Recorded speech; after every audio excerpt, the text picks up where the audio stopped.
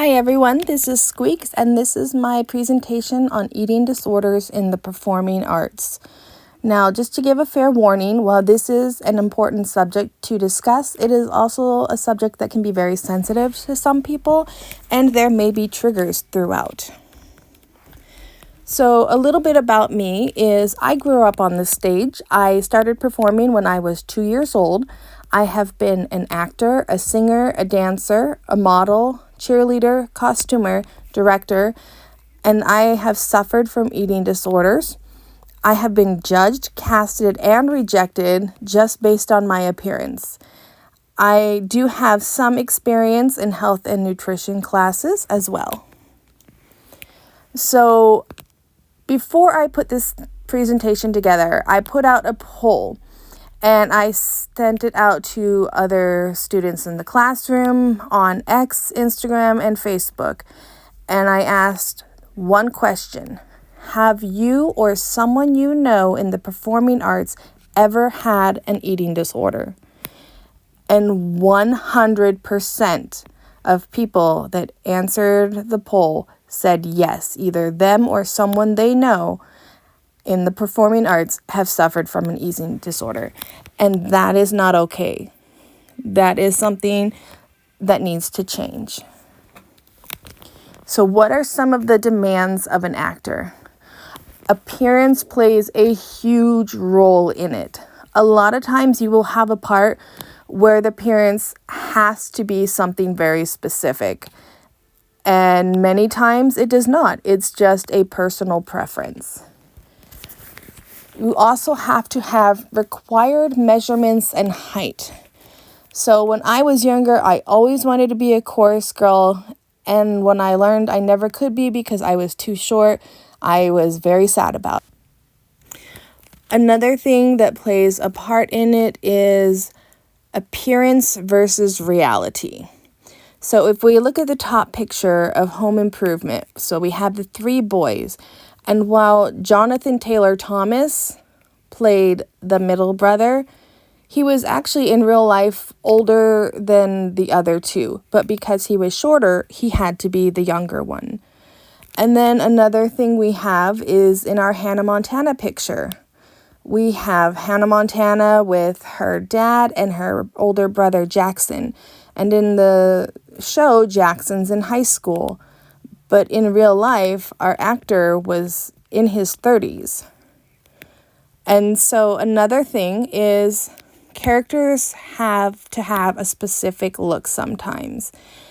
And in some shows, they absolutely do.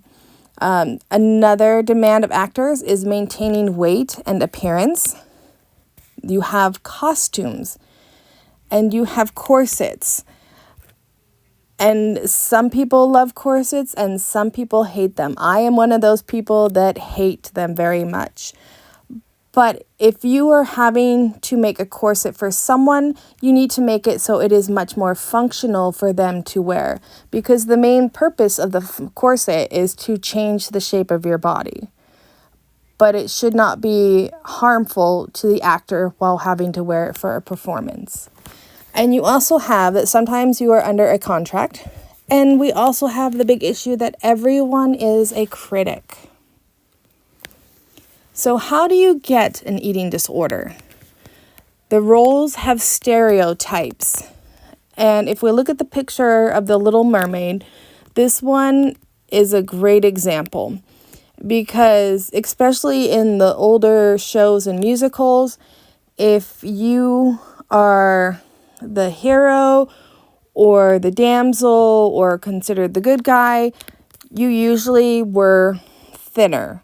And if you were the villain or the bad guy, then you were usually heavier set and not as attractive as they would consider.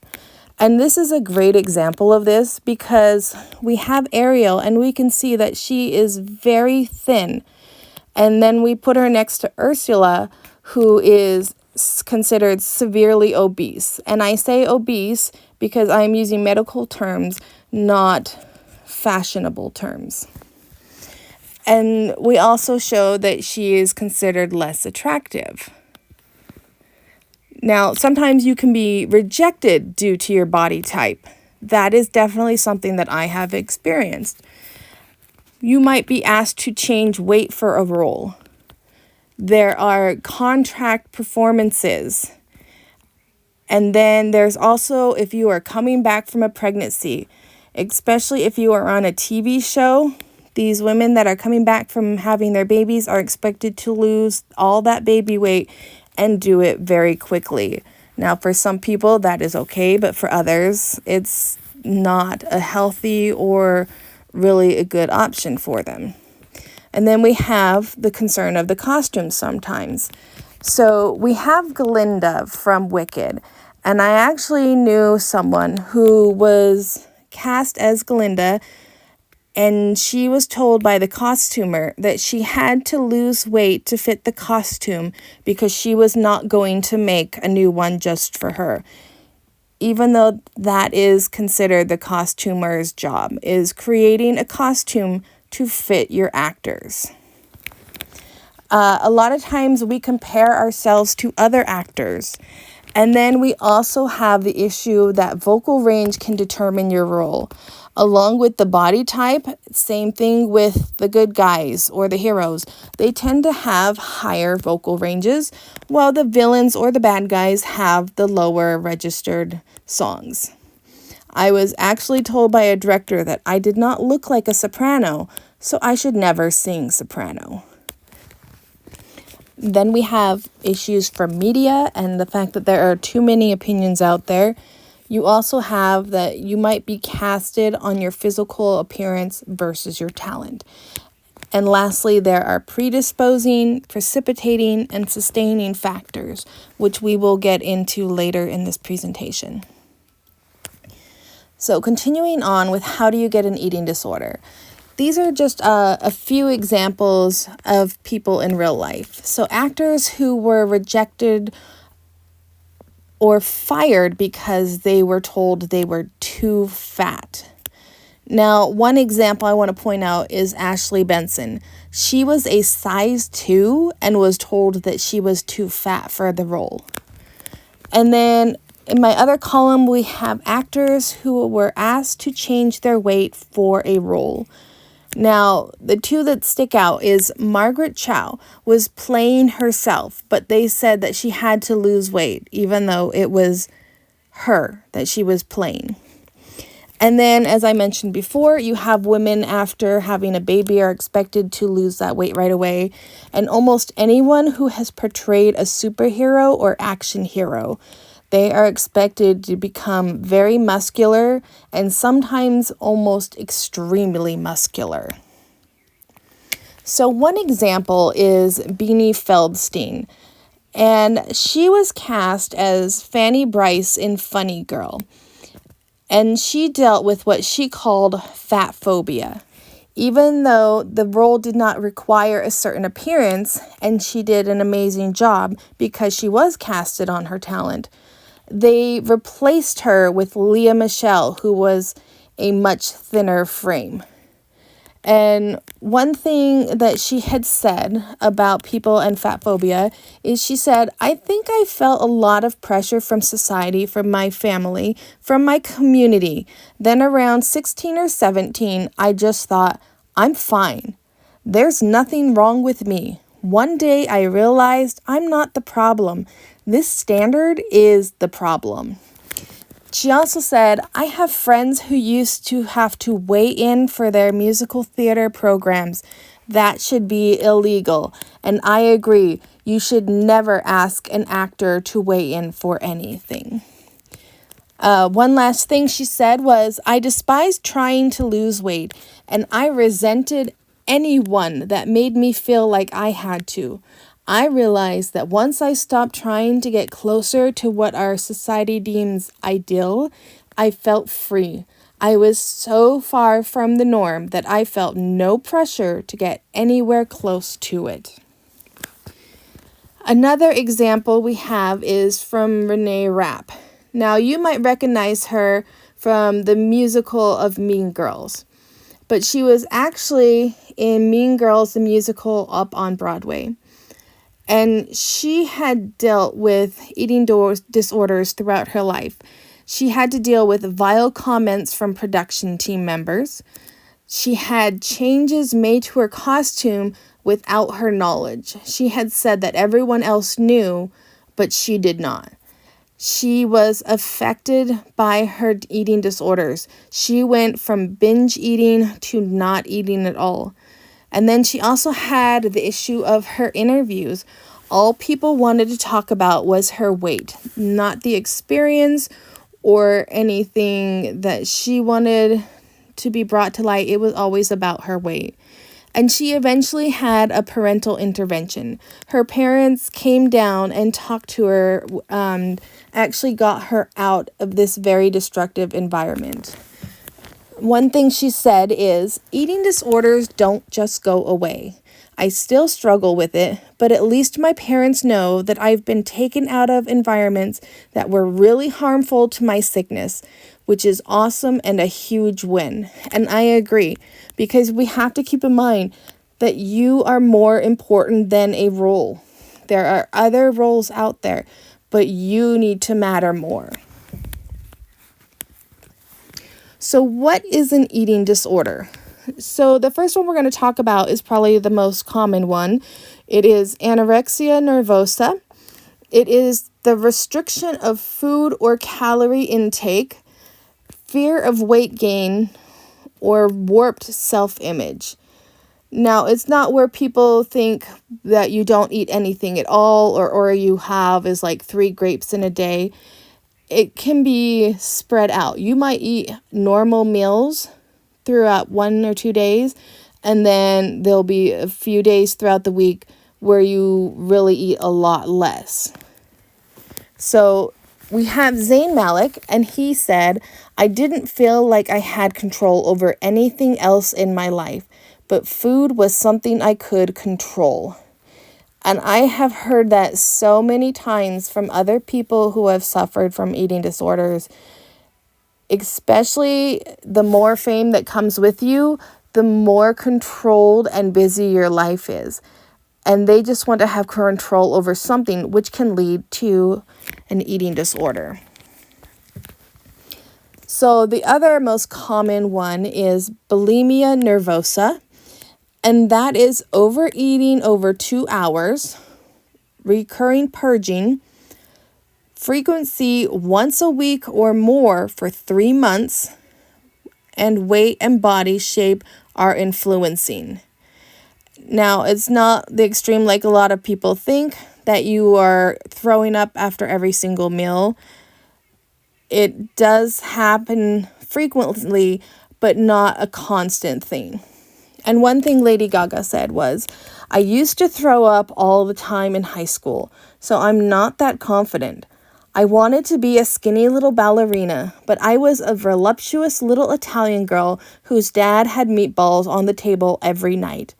To all the girls that think you're ugly because you're not a size 0, you're the beautiful one. It's society that's ugly.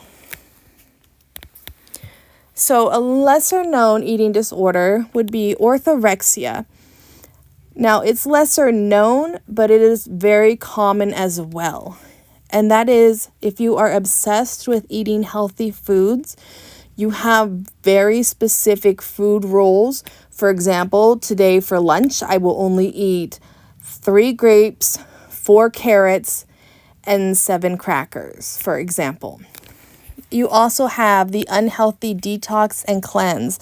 Now, these have been fad diets throughout the years that we have seen come and go, and they are not healthy diets. That is putting you in the orthorexia, where you are wanting to detox and cleanse all the time. So, looking at our pictures on the cleanse, there's a really great episode of Castle, season 4, episode 11, where Ryan is getting ready to get married, and him and his fiance decide they want to do a cleanse together before the wedding. And this episode really shows a lot of the negative effects that come from doing these detoxes. And then our top picture, This is Obi Nadefo. He actually died from heart failure due to orthorexia, and his family has been very open and like to speak about the awareness of this and the dangers that come along with it. Another lesser known eating disorder is avoidant restrictive food intake disorder, or ARFID. This is where there is a lack of food interest, and you also have sensory aversion to foods, and there can even be a fear of what might happen if they eat. Now, in this picture, this is from an episode of Young Sheldon. And while young Sheldon was eating his breakfast, he started choking. And we see his father trying to help him out, even though he doesn't know what he's doing.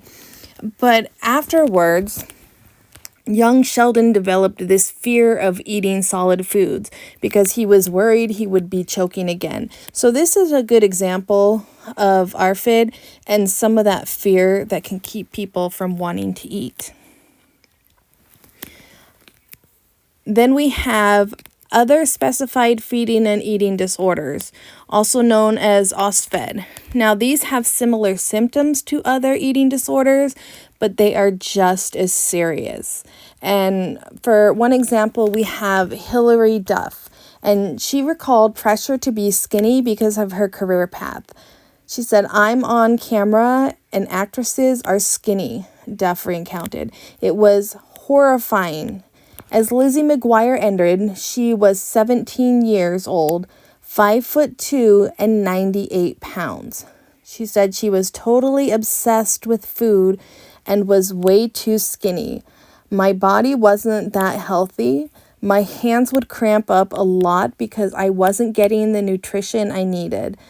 And for anyone who has watched that time in her life with the Lizzie McGuire shows, we actually see that change. And we saw the change from her leaving the show and going on to different shows.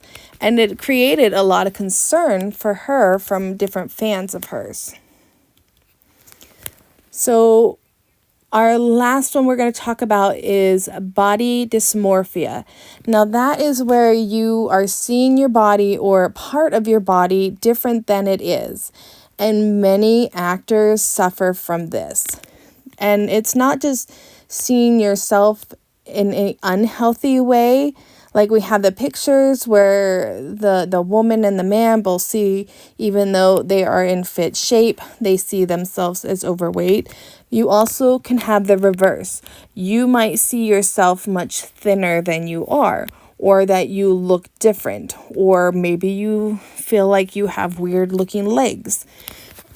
We have some actors who have suffered from body dysmorphia. We have Megan Fox and Robert Pattinson. They actually won the Teen Choice Awards in 2009 for the Hotties winners. But during this time, they both suffered from body dysmorphia and did not see themselves as attractive people. They thought they looked different than they really did. And then we also have Miley Cyrus and Taylor Swift, who during this time have suffered from body dysmorphia issues. And this is also something that I personally have suffered with throughout my life. So what are some predisposing factors? Maybe your parents have had an eating disorder. There might be mental health issues. We have body weight as a child. You have transitional stages of life. It might be genetic. Also, your environment can play a part into it. Sometimes if you're a perfectionist, you have to make sure everything's perfect, including yourself. And then we have the issues that come with child actors. And there's a lot of stereotypes that are out there. And we look at the shows that we grew up on. We watch a show and we see the characters that we love, and sometimes we want to look just like them. Now, one thing that I love is Demi Lovato spoke out about this, and she was very open about it. She initially sought treatment for her eating disorder when she was 18 years old. The singer-songwriter and actor has a family history of bulimia, And her predisposition was triggered when she had catapulted to fame as a young Disney Channel star. And she actually came out with a show. And that show is on Hulu. It's called Child Star. And it's a film by Demi Lovato and Nicola Marsh. And if you get a chance to watch this, I highly recommend it.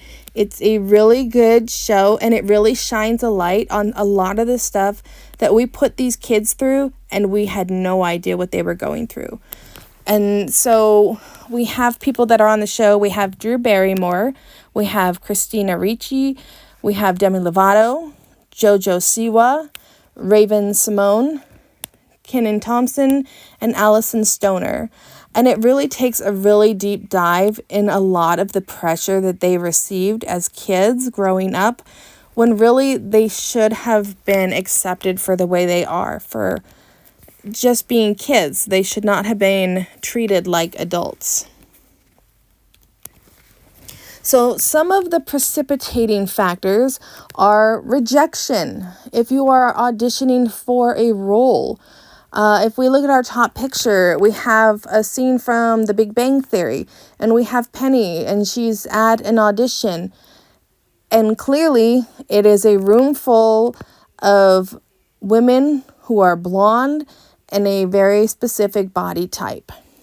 And when you are comparing yourself to that many people, it's easy to start feeling like you need to change yourself.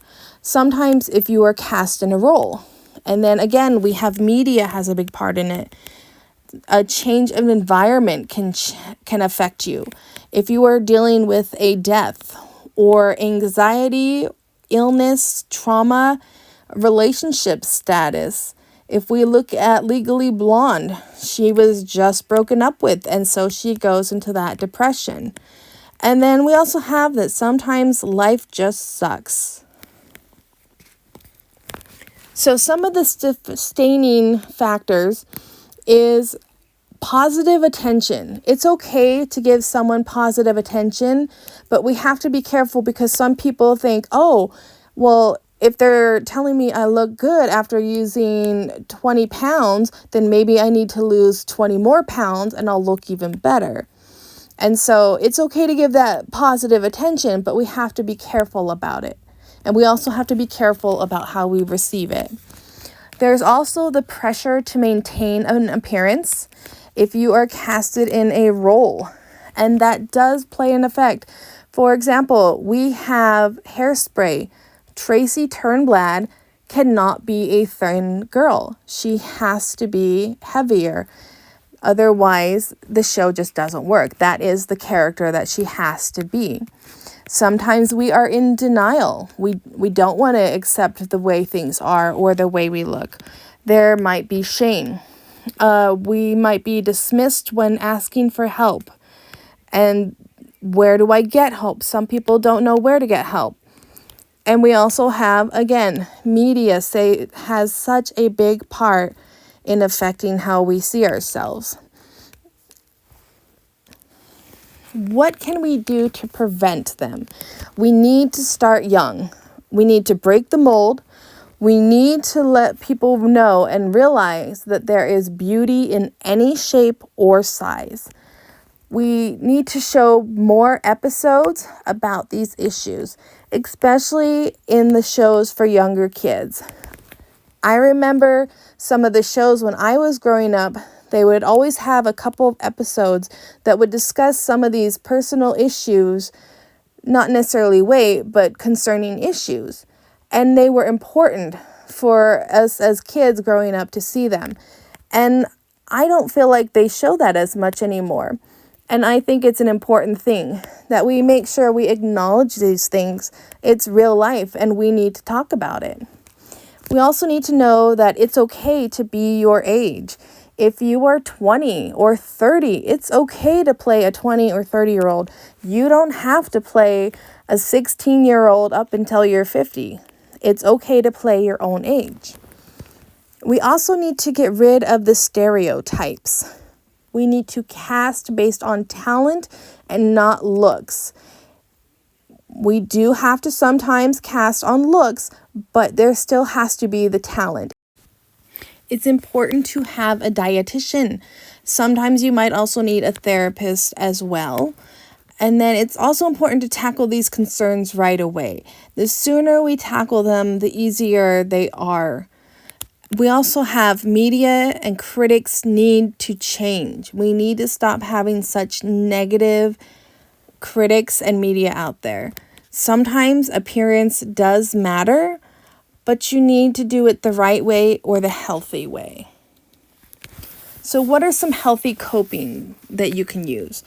You don't have to accept the part. I cannot say this enough. You are more important than a part. And keep in mind that you are not alone. There are support groups out there. You might need to focus on different areas of talent. If you need to take a step away from whatever it is and try something else, maybe you look at swimming or roller skating or figure skating. You might find something that you're actually really talented and can be successful at.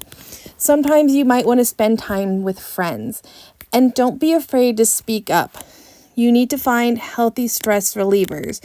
For example, you want to find something that can be fun and enjoyable, such as puppy yoga or goat yoga. There needs to be a change of environment. Don't look at the reviews. It should not matter what one person's opinion is of you or your performance.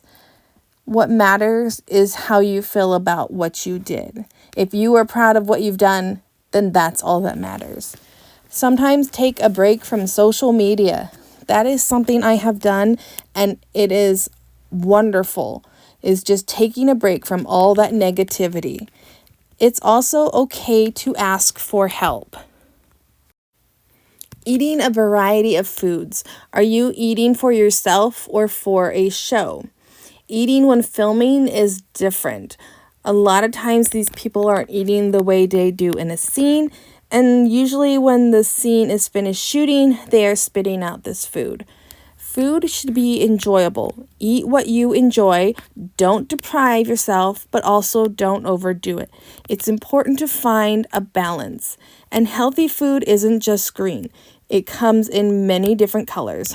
You can also try foods from other cultures or other countries. You might find some things that you really enjoy and are actually very beneficial for you. No dieting. Fad diets are scam diets. They don't care about your health or your weight. All they care about is the money they are getting from you. So remember, fad diets are scam diets. Does the role affect what you eat? Sometimes it does, especially if you are in a contract and have to maintain a certain weight or a certain physique. That will play a role in what you have to eat. Don't starve yourself. No more BMI. That needs to go away, and get rid of the scale.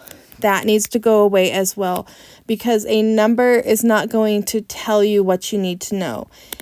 If you need to do anything, then you need to go off of appearance or go from someone who you trust on their opinion, who will be honest with you. You want to work with a dietitian, and eating should be an enjoyable moment. You should cook what you like to eat. And one thing that is a little lesser known is the hunger fullness scale. So we have the two extremes here. We have in the red, 1 where you are starving and feeling weak and dizzy, all the way to 10 where you are so full that you feel sick or are sick. And what we want to do is try and stay in that green and yellow area. So where we are pretty hungry, your stomach's beginning to growl, and then you want to eat to where you are slightly full or pleasantly full. You don't want to get to where you are starting to feel uncomfortable, and you don't want to get so hungry that your energy is starting to drop. What if you have a problem? Talk to someone. You are more important than a role. There is hope. You're not alone. It's never too late. Even if you feel like it is, you can always get help. It's never too late. There are people who care about you. There is rehab available, and you want to get the correct kind of help. You want to work with a doctor, a therapist, and a dietitian, and it's important to work with all three of them. Some of the resources you can get to help. There is rehab, family, friends, again, the doctor, therapist, and dietitian. There are support groups out there. There's inpatient resources and outpatient resources. There are also a lot of school resources out there. A lot of people don't realize that most of the schools out there have these resources available to them. And there is also online help. So below the picture, I listed a few options that are available. There is National Eating Disorder Association, National Alliance for Eating Disorders, ANAD, or Anorexia Nervosa and Associated Disorders, and there's even a crisis text line if it is easier for you to simply text someone. So to summarize, it's your body. The only opinion that matters is yours. Nobody gets to tell you what your body should look like. Many actors suffer. There are different types of eating disorders. Beauty isn't just one shape. And you need to do things the right way or the healthy way. There is no shame in asking for help and no negative media. Ignore the haters, and we need to start casting by talent. And keep in mind that food can be fun. And that's it. That's my presentation. I hope you enjoyed it and that you were able to learn or take something from it. Thank you.